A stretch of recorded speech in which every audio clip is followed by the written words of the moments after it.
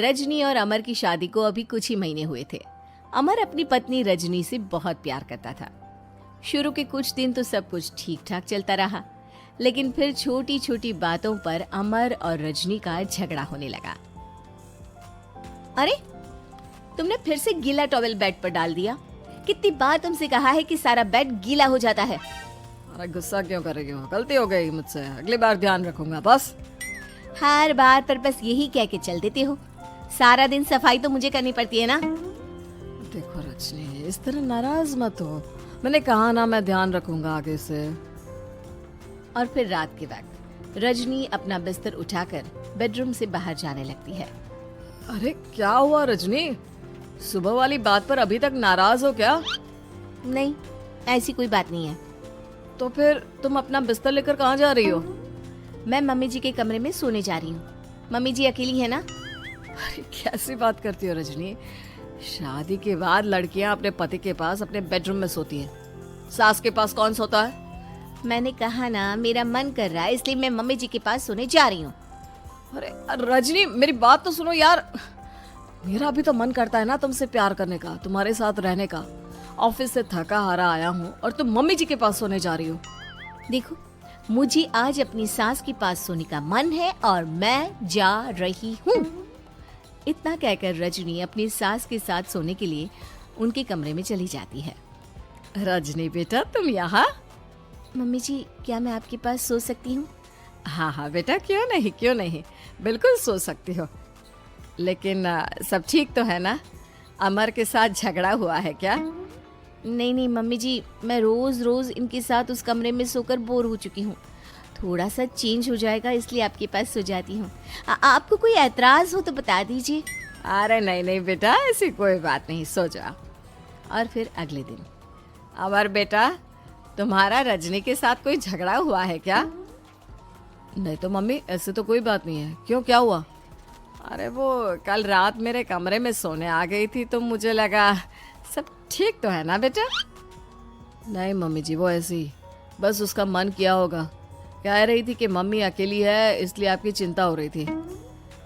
पर अगली रात को फिर से रजनी अपना बिस्तर उठाकर सास के कमरे में पहुंच जाती है। रजनी बेटा, आज फिर से मेरे पास सोने आ गई। मम्मी जी, आपको मेरा अपने पास आना अच्छा नहीं लगता? अगर ऐसी बात है तो मैं बाहर ड्राइंग रूम में चली जाती हूँ।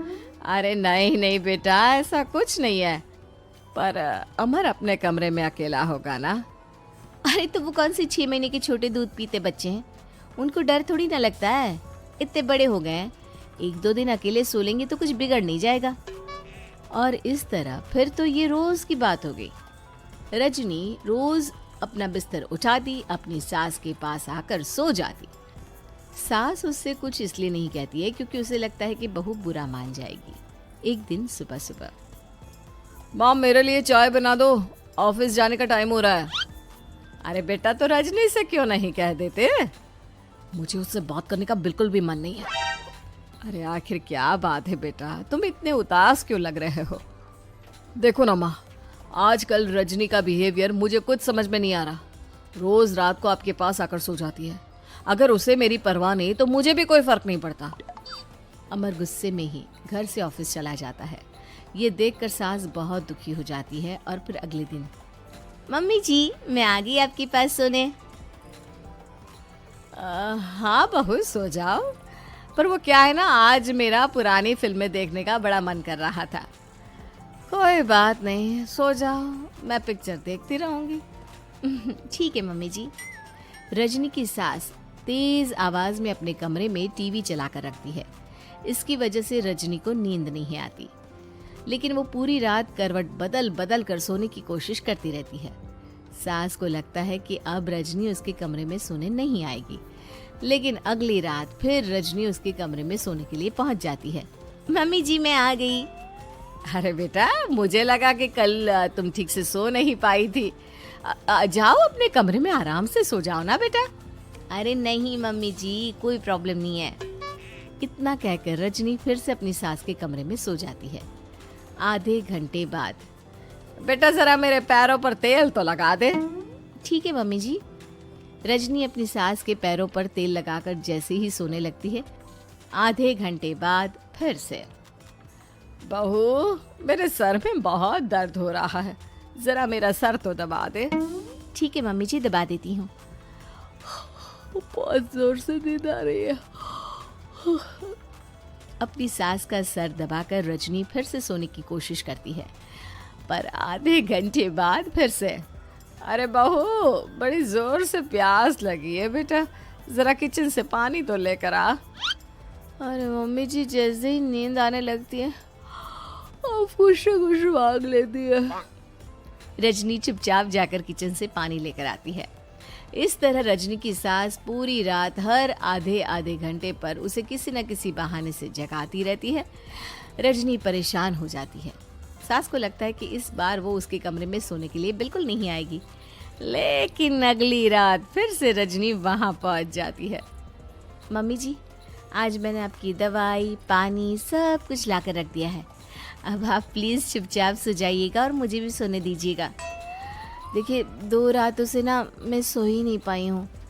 अच्छा ठीक है बेटा, सो जा। थोड़ी देर के बाद रजनी की सास बहुत ज़ोर ज़ोर से खर्राटे लेना शुरू करती है। खर्राटे इतने तेज़ होते हैं कि रजनी के कानों में दर्द होने लगता है। हे भगवान, मम्मी जी को क्या हो गया है? क्या करूँ, कहाँ जाऊँ मैं? परेशान होकर रजनी वापस अपने कमरे में जाती है। रजनी, आज तो बहुत दिनों के बाद अपने बेडरूम में सोने आई हो। आ जाओ। वैसे भी तुम्हारे बिना मेरा मन नहीं लगता। क्या करती, तुम्हारी मम्मी के खर्राटों ने तो मेरी नींद उड़ा कर रखी है। अब मुझे यहीं पर सोना पड़ेगा। अगली सुबह। अरे रजनी बेटा, रात को कहाँ चली गई थी? मैं तुम्हें कितना ढूंढ रही थी, मैं तो डर ही गई थी। मेरी बहू न जाने कहाँ चली गई। कहाँ जाती मम्मी जी, अपने कमरे में गई थी। और आजकल ना आप मुझे जानबूझकर बहुत परेशान करती हैं। अगर मुझसे कोई गलती हो गई हो तो सीधे सीधे क्यों नहीं कह रही हैं? 3 रात हो गई है, मुझे ठीक से नींद भी नहीं आती। रजनी, ऐसे क्यों बात कर रही हो? मम्मी ने क्या कर दिया? आप अपनी मम्मी से क्यों नहीं पूछते? मैं बहू हूँ तो क्या इसका मतलब ये है कि दिन भर काम करो और रात में भी चैन से ना सो? रजनी बेटा, बड़ी नादान हो। इसीलिए तो जानबूझकर मैं ये सब कर रही थी, ताकि तुम अपने पति के पास जाकर अपने बेडरूम में सो जाओ। शादी को सिर्फ 6 महीने हुए हैं और तुमने मेरे कमरे में आकर सोना शुरू कर दिया। यह तुम्हारी शादीशुदा जिंदगी के लिए अच्छी बात थोड़ी ना है बेटा। मम्मी, तो क्या आपने जानबूझकर ये सब किया था रजनी को समझाने के लिए? अरे तो और क्या करती? दुनिया की पहली बहू है ये, जो पति को छोड़कर सास के साथ सोने चली थी। इसीलिए मुझे इसके लिए थोड़ा बुरा बनना पड़ा।